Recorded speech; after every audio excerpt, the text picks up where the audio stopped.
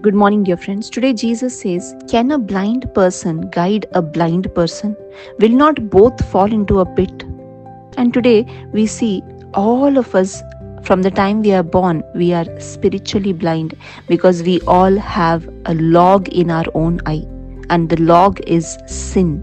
But having sin in our own self, we having this big log in our lives, we try to remove the speck in other people's life by not judging ourselves but by judging others. When we see a sinful behavior in others, we immediately judge others without realizing that we ourselves are big sinners.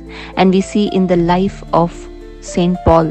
Saint Paul had a big log in his own eye, but he never realized that because he thought he was a great Pharisee, he knew the law, he perfectly followed all the traditions, the rules, and the law according to Moses, and he thought he was working for the Lord, and in this process, he violently persecuted all those who were following Jesus. He was a man of violence, he was a persecutor, and he dragged men and women out of their houses when they said they would believe in Jesus. Not only that, he approved the death of Stephen, and like this, he was completely on a wrong track, but he thought that he was following God. He thought that he was serving God because he was a religious person. He followed all the laws and religious things perfectly, and in this way, we see he was completely living in sin. He had a great log in his own eye, but he was trying to remove the speck from his neighbor's eye. And today many of us are also in the same situation because we have not really understood the grace of the Lord Jesus. And in the life of Saint Paul, when he received the grace of the Lord Jesus, when he had a personal encounter with Jesus, that log, that sin which was in his life was removed. He became spiritually alive, and that blindness which was there in his eye, that spiritual blindness was removed, and he was able to see the truth.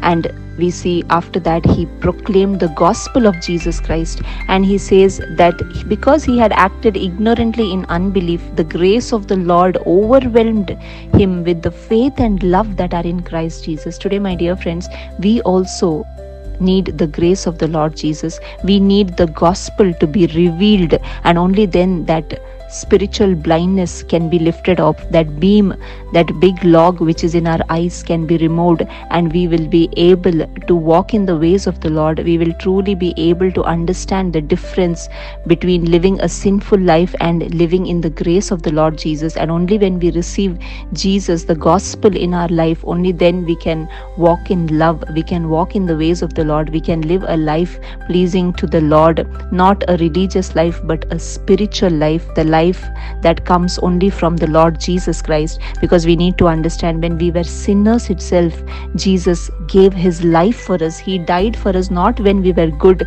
but when we were ungodly. And when we truly understand this, the great love of the Lord Jesus Christ for us, we can repent of our sins, we can accept him in our life, we can believe in the gospel, and we can receive the Holy Spirit, and only then our lives will be transformed. Only then we will realize what big log we had in our lives, that we were all spiritually blind because of sin, and only then we can truly follow the ways of the Lord Jesus, living in his love, living under the grace of the Lord Jesus. Thank you, God.